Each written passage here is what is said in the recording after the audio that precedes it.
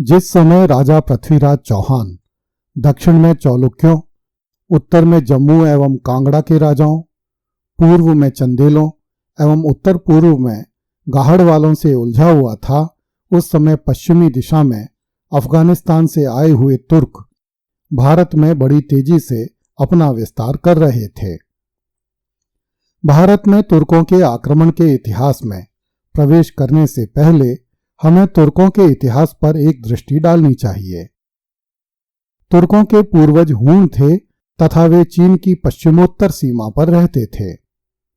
जब तुर्की कबीले चीन से निकलकर मध्य एशिया में फैलने लगे तो उनमें शकों तथा ईरानियों के रक्त का भी मिश्रण हो गया।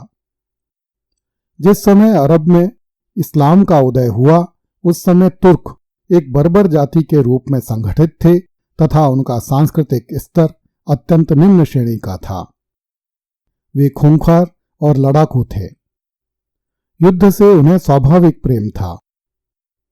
जब अरब में इस्लाम का प्रचार आरंभ हुआ तब बहुत से तुर्कों को पकड़कर गुलाम बना लिया गया तथा उन्हें इस्लाम स्वीकार करने के लिए बाध्य किया गया।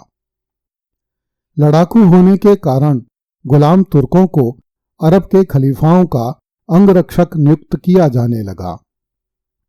बाद में वे खलीफा की सेना में उच्च पदों पर नियुक्त होने लगे। जब खलीफा निर्बल पड़ गए तो तुर्कों ने खलीफाओं से वास्तविक सत्ता छीन ली। खलीफा नाम मात्र के शासक बनकर रह गए। जब खलीफाओं की विलासिता के कारण इस्लाम के प्रसार का काम मंदा पड़ गया तब तुर्क ही इस्लाम को दुनिया भर में फैलाने के लिए आगे बढ़े। 10वीं शताब्दी ईस्वी में तुर्कों ने बगदाद एवं बुखारा में अपने स्वामियों अर्थात खलीफाओं के तख्ते पलट दिए। ईस्वी 943 में तुर्की गुलाम अलप्तगीन ने मध्य एशिया के अफगानिस्तान में स्थित गजनी नामक एक छोटे से दुर्ग पर अधिकार कर लिया जिसका निर्माण यदुवंशी भाटियों ने किया था। इस प्रकार ईस्वी 943 में गजनी दुर्ग में भारत की सीमा पर तुर्कों के पहले स्वतंत्र राज्य की स्थापना हुई। ईस्वी 977 में अलप्तगीन का गुलाम एवं दामाद सुबुक्तगीन गजनी का शासक बना। सुबुक्तगीन का वंश गजनी वंश कहलाने लगा। गजनी से तुर्क भारत की ओर आकर्षित हुए। भारत में इस्लाम का प्रसार इन्हीं तुर्कों ने किया।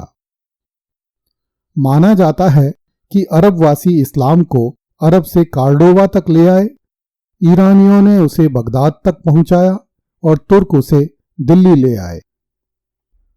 सुबुक्तगीन ने एक विशाल सेना लेकर पंजाब के राजा जयपाल पर आक्रमण किया।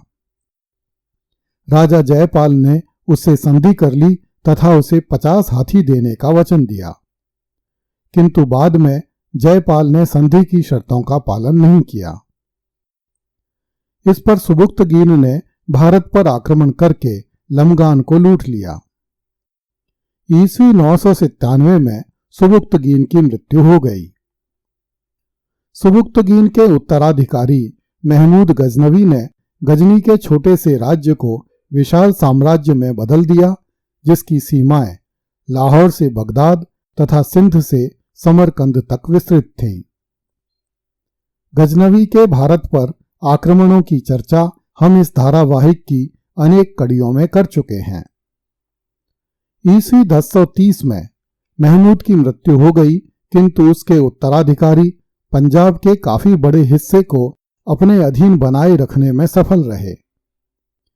ईस्वी 1115 में बहराम शाह गजनी का शासक हुआ। उसने 6 दिसंबर 1118 को मोहम्मद बाहलीम को अपने हिंदुस्तानी प्रांतों का प्रांतपति नियुक्त किया।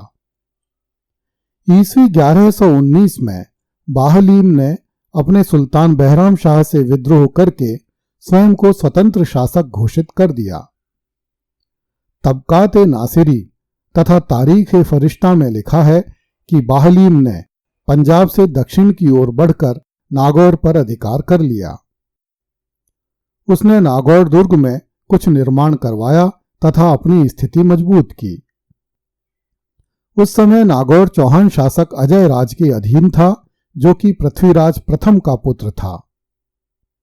राजा अजय राज चौहान को अपने कई क्षेत्र बहराम शाह तथा बाहलीम के हाथों खोने पड़े।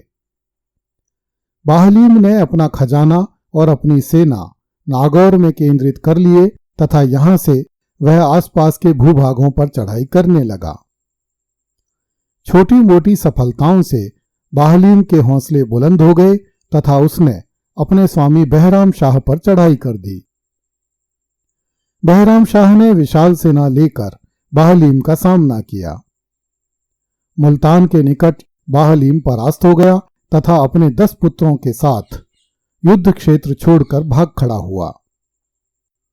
भागता हुआ बाहलीम अपने पुत्रों सहित दलदल में फंस गया और वह तथा उसके सभी साथी दलदल में मर गए। बाहलीम से छुटकारा पाकर बहराम शाह ने इब्राहिम अलवी के पुत्र सालार हुसैन को अपने हिंदुस्तानी प्रांतों का गवर्नर बनाया। इन प्रांतों में नागौर भी सम्मिलित था। आगे चलकर जब अजयराज चौहान का पुत्र अर्णोराज चौहान राज्य का स्वामी हुआ, तब अर्णोराज ने सालार हुसैन को परास्त करके नागौर पुनः अपने अधीन कर लिया। इस प्रकार तुर्क लड़ाके चीन से मध्य एशिया और अफगानिस्तान होते हुए भारतीय क्षेत्रों को पददलित कर रहे थे, किंतु भारतीय शासक संगठित होकर इन तुर्कों से लड़ने के स्थान पर एक दूसरे से लड़कट कर मरे जा रहे थे। यह भारत भूमि का दुर्भाग्य था कि इस काल में देश और राष्ट्र की परिभाषा केवल अपने स्वामी द्वारा शासित क्षेत्र में संकुचित थी और धर्म का तात्पर्य अपने स्वामी के लिए लड़ते हुए मर जाने तक सीमित था।